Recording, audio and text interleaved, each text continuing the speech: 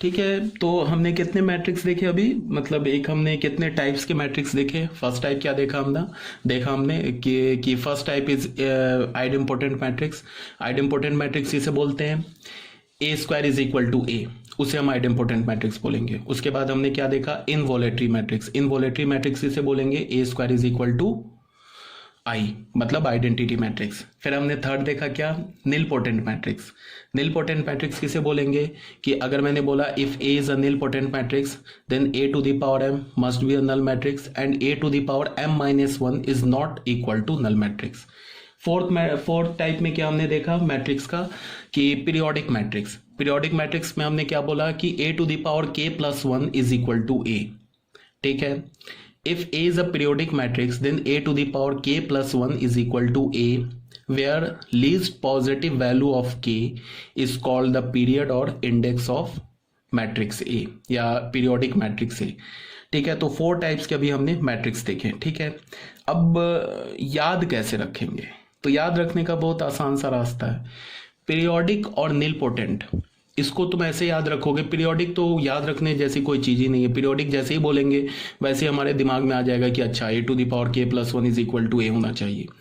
नील potent बोलेंगे तो नील का मतलब क्या आ रहा है, हमें नल से मतलब आ रहा है, तो वहां से भी हमें याद आ जाना चाहिए कि A to the power M must be equal to null matrix and A to the power M minus one is not a null matrix, तो वो भी क्लियर हो जाएगा। कंफ्यूजन किस में होता है जनरली, आइडेम्पोटेंट और इनवोलेटरी में। ठीक है, कि क्या होता है आइडेम्पोटेंट में A to the power A square A के इक्वल होता है या ए स्क्वायर आई के इक्वल होता है, तो कंफ्यूजन आइडेम्पोटेंट और इनवोलेटरी में होता है, तो उसको भी याद रखने का बहुत आसान तरीका है। आइडेम्पोटेंट में इनवोलेटरी में क्या आ रहा है, इनवोलेटरी में जो पहले 2 लेटर है ना वो आई एन इक्वल है, आई एन के इक्वल है। तो इनवोलेटरी में याद कैसे रखोगे कि A square is equal to I N. ठीक है, और जब आइडेम्पोटेंट कैसे याद होगा, A square is equal to A. ठीक है, तो चारों मैट्रिक्स हमें याद करने में कोई प्रॉब्लम नहीं होनी चाहिए।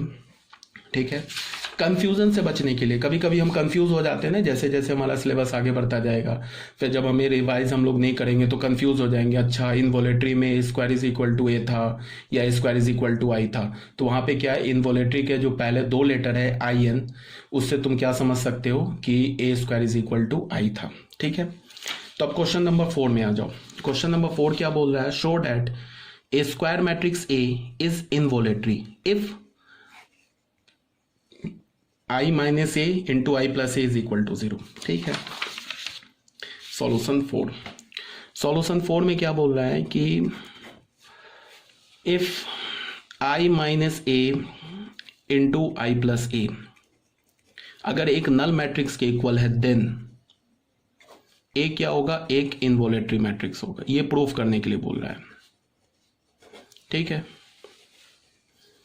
इसको आप दोनों रास्ते से प्रूफ कर सकते हो। मतलब क्या है कि तुम एक बार ए को इनवोलेटरी मैट्रिक्स मान लो और ये प्रूफ कर दो, पहला मेथड। दूसरा क्या है कि तुम इसको एज्यूम कर लो, इसको कैलकुलेट करो और फिर इनवोलेटरी का कंडीशन निकाल दो, ए स्क्वायर इज इक्वल टू आई, तो वहां से ही प्रूफ हो जाएगा।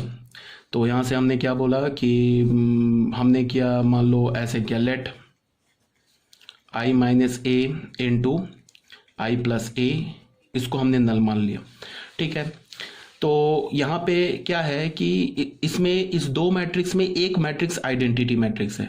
तो जैसे जो हम एल्जेब्रा में बोलते हैं ना x plus y into x minus y, तो क्या बोलते हैं x square minus y square, वो वाली चीज यहाँ लगा सकते हैं। क्यों लगा सकते हैं, बिकॉज ये आइडेंटिटी मैट्रिक्स है। अगर आइडेंटिटी मैट्रिक्स नहीं होता तो फिर हम वो नहीं लगाते। फिर कैसे करते, वो ऐसे करते, I into I square, I into A plus I A minus A I और minus plus minus A square is equal to नल।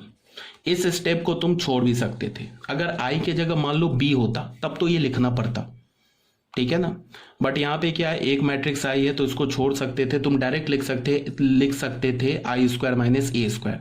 अब तुम ध्यान से देखो, इसको हमने लिख दिया आई स्क्वायर, ये आई ए हो गया, ए आई ये भी ए हो गया, माइनस ए स्क्वायर क्या हो गया, नल मैट्रिक्स।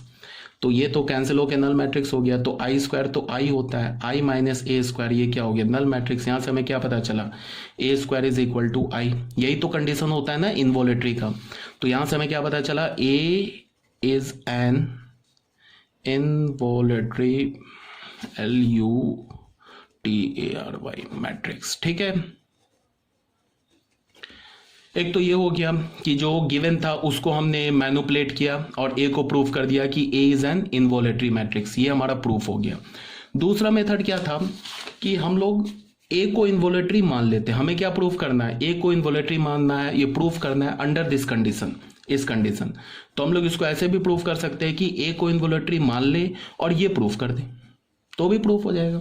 तो हमने मान लिया, क्या हमने लिखा कि let capital A is an involutory matrix. हमने क्या बोला, कैपिटल ए जो है हमारा एक इनवॉलेटरी मैट्रिक्स है, तो क्या हो जाएगा, ए स्क्वायर आई के इक्वल हो जाएगा, कोई दिक्कत नहीं।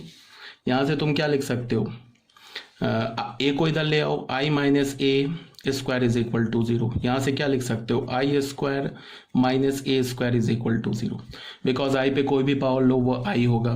अब यहां से मैं इसको बिल्कुल लिख सकता हूं आई minus A into I plus ए, बिल्कुल अलजेब्रा की तरह। क्यों, बिकॉज एक मैट्रिक्स जो है ना हमारा आइडेंटिटी मैट्रिक्स है। बट अगर मान लो सपोज दैट ऐसे लिखा होता B square minus A square, ये नल मैट्रिक्स के इक्वल होता, तो हम इसको ऐसे नहीं लिखते। ये इंप्लाई नहीं करता B minus A into B plus A is a null matrix, ये इंप्लाई नहीं करता। क्यों नहीं करता, तुम इसको कैलकुलेट कर लो, ये तो प्रूफ हो गया ना, हेंस प्रूफ, ये तो क्वेश्चन प्रूफ हो गया। अब मैं तुम्हें क्या बता रहा हूं कि